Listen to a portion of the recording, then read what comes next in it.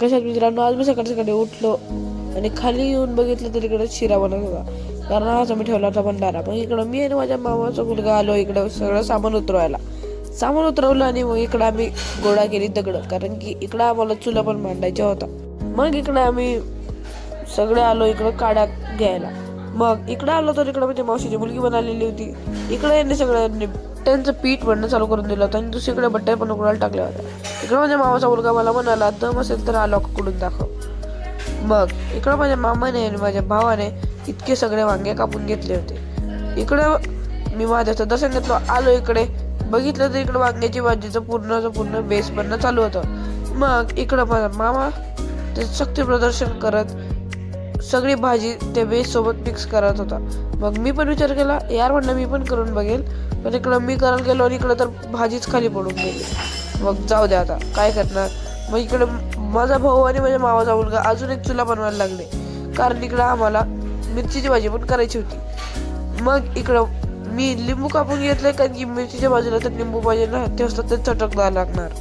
मग इकडं हे याच्यात प्लास्टिकच्या बॉटल टाकत होत्या, पण तिकडनं माझी मम्मी याला ओरडली की भाजीला त्याचा वास लागेल.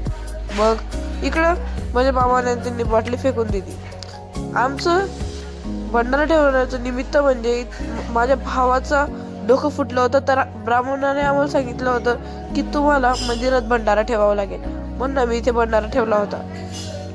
मग इकडे दुसरीकडे चुकून माझ्या भावाकडनं याच्यात प्लास्टिकची बॉटल पडून गेली होती आणि मग ते हळूहळू काढत होते.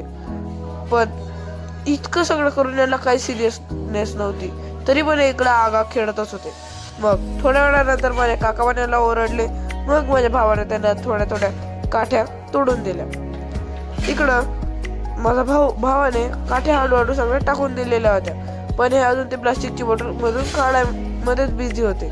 तरी पण इकडं मी एक पाण्याची बॉटल घेतली, कारण की मला फारच जास्त तहान लागली होती. इथे माझी मम्मी व्हिडिओमध्ये हाय बोलली आणि माझ्या काकाने तेलाचं पाऊच पण काढून घेतलं होतं आणि इकडे आग पण जास्त चांगलीच भडकली होती.